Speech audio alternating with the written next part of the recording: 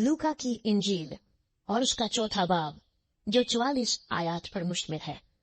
फिर यीशु रूह कुद्स से भरा हुआ यरदन से लौटा और 40 दिन तक रूह कुद्स की हदायत से बेयाबान में फिरता रहा और इब्लीस उसे आजमाता रहा।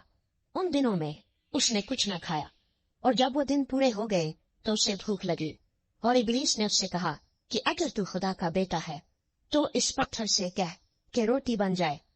यीशु ने उसे जवाब दिया, लिखा है कि आदमी सिर्फ रोटी ही से जीता न रहेगा। और इब्लीस ने उसे ऊंचे पर ले जाकर दुनिया की सब सल्तनतें पल भर में दिखाई और उससे कहा कि ये सारा इख्तियार और उनकी शान और शौकत मैं तुझे दे दूंगा, क्योंकि ये मेरे सुपुर्द है और जिसको चाहता हूँ देता हूँ। बस अगर तू मेरे आगे सिजदा करे तो ये सब तेरा होगा। यीशु ने जवाब में उससे कहा, लिखा है कि तू खुदावंद अपने खुदा को सिजदा कर और सिर्फ उसी की इबादत कर। और वो उसे यरूशलेम में ले गया और हैकल के कंगुरे पर खड़ा करके उससे कहा, अगर तू खुदा का बेटा है तो अपने टें यहाँ से नीचे गिरा दे, क्योंकि लिखा है कि वो तेरी बाबत अपने फरिश्तों को हुक्म देगा कि तेरी हिफाजत करें, और ये भी कि वो तुझे हाथों पर उठा लेंगे, मुबादा तेरे पांव को पत्थर से ठेस लगे। यीशु ने जवाब में उससे कहा, फरमाया गया है कि तू खुदावंद अपने खुदा की आजमाइश न कर। जब इब्लीस तमाम आजमाइशें कर चुका तो कुछ अरसे के लिए उससे जुदा हुआ। फिर यीशु रूह की कुव्वत से भरा हुआ गलील को लौटा और सारे गिरदो नवा में उसकी शोहरत फैल गई और वो उनके इबादत खानों में तालीम देता रहा और सब उसकी बड़ाई करते रहे। और वो नासरत में आया जहाँ उसने परवरिश पाई थी और अपने दस्तूर के माफिक सबत के दिन इबादत खाने में गया और पढ़ने को खड़ा हुआ और यशायाह नबी की किताब उसको दी गई और किताब खोलकर उसने वो मुकाम निकाला जहाँ ये लिखा था कि खुदावंद का रूह मुझ पर है, इसलिए कि उसने मुझे गरीबों को खुशखबरी देने के लिए बसा किया। उसने मुझे भेजा है कि कैदियों को रिहाई और अंधों को बीनाई पाने की खबर सुनाऊं, कुचले हुओं को आजाद करो और खुदावंद के साले मकबूल की मुनादी करो।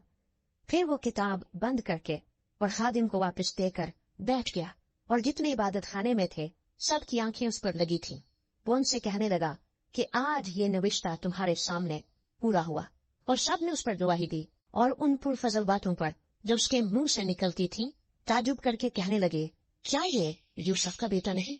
उसने उनसे कहा, तुम अलबत्ता ये मिस्र मुझ पर कहोगे कि ए हकीम, अपने आप को तो अच्छा कर। जो कुछ हमने सुना है कि कफरनहूम में किया गया, यहाँ अपने वतन में भी कर। और उसने कहा, मैं तुमसे सच कहता हूँ कि कोई नबी अपने वतन में मकबूल नहीं होता।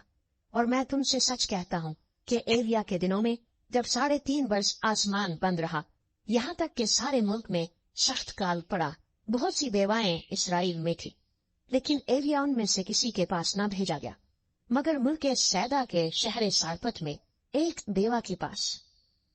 और अलीशा नबी के वक्त में इसराइल के दरमियान बहुत से कोढ़ी थे, लेकिन उनमें से कोई पाक साफ न किया गया मगर नौमान सोरिया ने।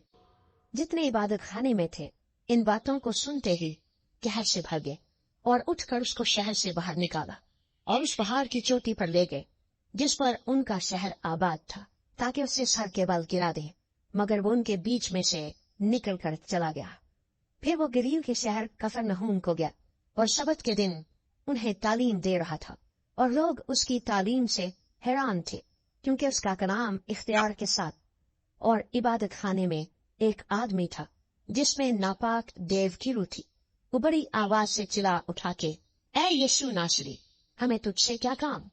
क्या तू हमें हलाक करने आया है? मैं तुझे जानता हूँ कि तू कौन है, खुदा का कुदूस है। यीशु ने उसे झिड़क कर कहा, चुप रह और उसमें से निकल जा। इस पर बदरू उसे बीच में पटक कर बगैर जरर पहुंचाए उसमें से निकल गई और सब हैरान होकर आपस में कहने लगे कि ये कैसा कलाम है, क्योंकि वो इख्तियार और कुदरत से नापाक रूहों को हुक्म देता है और वो निकल जाती है। और गिरदो नवा में हर जगह उसकी धूम बच गई। फिर वो इबादत खाने से उठकर शिमाउन के घर में दाखिल हुआ और शिमाउन की सास को बड़ी तप चढ़ी हुई थी और उन्होंने उसके लिए उससे अर्ज की।